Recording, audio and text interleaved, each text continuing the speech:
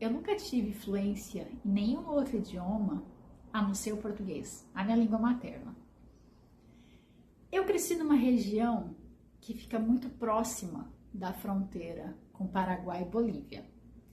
Então, os idiomas se misturam com muita naturalidade, a influência indígena é muito forte, então eu tenho uma costura de alguns idiomas. Só que isso nunca me chamou a atenção, eu nunca precisei me comunicar em outro idioma e é aquela velha história. Se você precisar, você vai se virar. E eu me lembro que eu fui para a graduação e na graduação eu tive aula de espanhol, gramática mesmo, e eu tive aula de inglês. O inglês eu tive aula durante a minha vida inteira na escola, mas como eu estudei em escola pública, era sempre aquele básico. Não era culpa dos professores, era o que era oferecido, eles até tentavam, e você me compreende que como toda escola pública, eu tenho milhares de problemas e às vezes o ensino fica prejudicado por conta desses outros problemas. Enfim, eu tinha inglês e na graduação eu tive novamente inglês e espanhol. E o fato de não dominar o inglês com fluência e saber os termos técnicos das áreas que eu estudo sempre me causaram um pouquinho de aflição. E quando eu saí da graduação, eu saí já com muita sabedoria do espanhol, entretanto não estava com fluência, porque para ter fluência você precisa praticar. Mas ele estava ali guardadinho, quietinho, e a hora que eu precisasse, eu sei que ele ia aflorar. Só que diferente do espanhol, eu saí com o inglês com aquela vontade, eu preciso me deslanchar no inglês. Eu me lembro que antes mesmo de fazer graduação, eu já tinha ingressado em cursinhos, mas era algo sempre muito superficial, eu nunca havia me dedicado tanto. E quando eu saí da graduação, eu falei, eu preciso fazer alguma coisa. Mas novamente o tempo passou. Em 2023, em Portugal, no país com fronteira com a Espanha, o meu espanhol, que estava lá guardadinho, ele foi acionado. E eu utilizei muito, mais do que eu imaginei que ia utilizar. E o inglês foi necessidade. Eu tinha amigos, e tenho amigos na faculdade, que não falam português. E a única língua que eles dominam é o inglês. Então eu me vi na obrigatoriedade de estudar inglês com muita dedicação.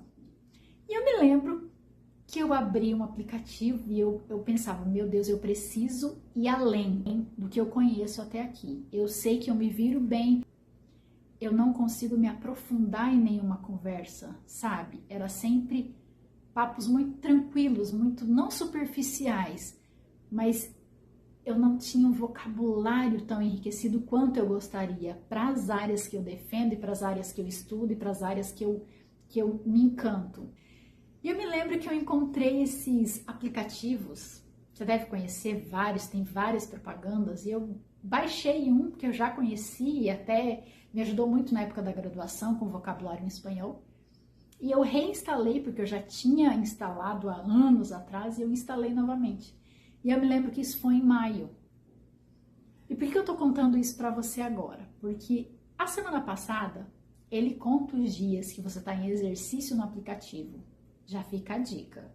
Se você quer se desenvolver, mas não tem tempo, não tem grana e quer começar de uma forma leve, sem pressão, nós temos milhares de aplicativos gratuitos que você pode começar de forma tranquila.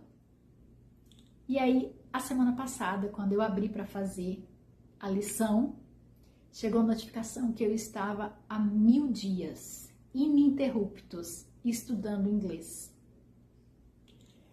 Eu fiquei tão feliz e eu me lembrei dessa passagem que eu quero dividir com você hoje. Em Daniel, no capítulo 1, no versículo 8, diz o seguinte: Daniel, porém, decidiu no seu coração não se contaminar com as iguarias do rei, nem com o vinho especial servido à mesa real. Eu amo esse versículo. E se você conhece a história de Daniel e de seus 3 amigos que foram lançados na fornalha, você vai saber a história e eu não preciso te contar aqui. Mas a história é essa. eles foram levados cativos à Babilônia. E o rei escolheu jovens formosos, inteligentes, que soubessem e dominassem todo tipo de assunto para que servissem o palácio. Daniel, então, vai até o mordomo do rei, o que era responsável por esses jovens, e solicita: eu não quero participar do que é servido no palácio. Eu vou me manter com a minha alimentação. Se eu não me engano, seu nome era Aspenaz. O mordomo, muito preocupado, falou: mas o que o rei vai fazer quando ele souber, e se vocês aparecerem desnutridos diante do rei? E o Daniel, no coração dele: eu sei o que eu tô fazendo. Ele não fala isso, gente, mas no coração dele, quando ele se propõe, é mais ou menos isso: eu sei o que eu tô fazendo. E passado um tempo, dias, você vai ler isso no capítulo 1, o rei os chama, eles são levados à presença do rei, o rei faz diversas perguntas para ele e os 3 amigos, e eles dominam sobre tudo. E a isso ele atribui ao propósito que ele tinha feito no coração dele. Por que eu trouxe esse exemplo de Daniel? Porque esse versículo sempre mexeu muito comigo. E Daniel propôs no seu coração. A Bíblia é muito clara sobre as nossas decisões. A Bíblia fala que o nosso coração é enganoso. Mas, quando nós estamos diante da vontade de Deus, quando nós estamos sobre o propósito que Deus nos confiou, quando nós seguimos a voz de Deus, quando nós nos permitimos ouvir e seguir a direção de Deus, Deus honra o compromisso que nós fizemos com Ele. Deus honra primeiro o compromisso que nós fizemos com nós mesmos. Porque quando Daniel propôs no coração dele, ele sabia o que ele estava fazendo, ele sabia os manjares que eram oferecidos.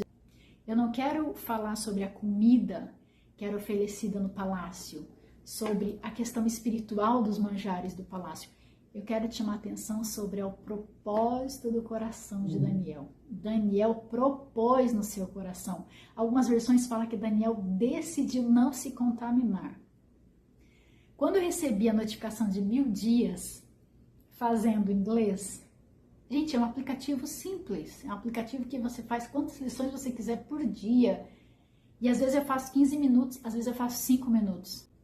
Já houve dias que eu não tinha tempo e eu fazia uma lição com menos de 2 minutos, só para não perder o costume e o hábito de fazer uma lição diariamente.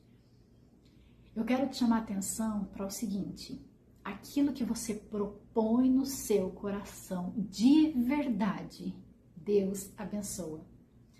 Se vai haver crescimento, se é para o seu bem, se é para a sua evolução, se é para o teu sucesso, Deus vai abençoar, porque Ele olha, antes de mais nada, o nosso coração. Me responda uma coisa: aquelas resoluções que você fez no final do ano, alguma delas você já colocou em prática? E aquelas que você colocou em prática, você tem conseguido manter? Porque se você não tem conseguido manter, se você abandonou, hoje é tempo de retomar aquilo que está parado. Proponha hoje no seu coração ter uma mudança. Proponha hoje no seu coração desenvolver aquele projeto que está engavetado há tempos. Proponha hoje no seu coração pensar na sua alimentação. Proponha hoje no seu coração ir atrás de tirar sua habilitação, de voltar a estudar, de se inscrever numa academia. Eu não sei o que é que você precisa fazer hoje, mas proponha no seu coração e apresente ao Senhor.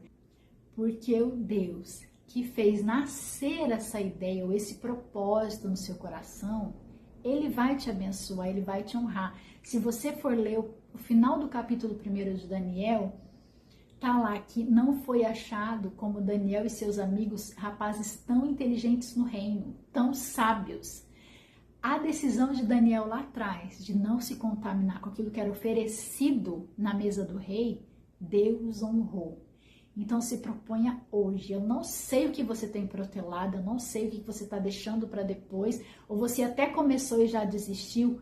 Hoje, eu quero que hoje você proponha no seu coração a fazer aquilo que está parado, aquilo que você já abandonou. Às vezes isso queima no seu coração e você tá aí: mas eu já fiz, não deu certo, mas eu sempre tenho aquele fogo, aquela vontade de voltar. porque não volta. O tempo é hoje. Eu gosto sempre de usar a seguinte frase: se você ainda está vivo, é porque há um propósito de Deus na sua vida nessa terra. Então, o seu tempo de executar aquilo que Deus te confiou é hoje. Saia desse marasmo, saia dessa protelação, se posicione, proponha no seu coração mudar aquilo que precisa ser mudado hoje. Eu oro que o próprio Deus te encaminhe na sua decisão, na decisão que precisa ser tomada hoje. Que o próprio Deus te sustente na decisão que você precisa tomar. Se você gostou desse conteúdo, curta. Se essa palavra falou com você, se você lembrou de alguém que precisa ouvir essa palavra, compartilhe. Eu sempre digo, seja bênção na vida de alguém. Mande o conteúdo que você achou relevante para você. Se você não é inscrito no canal, se inscreve. Nós nos vemos no próximo vídeo.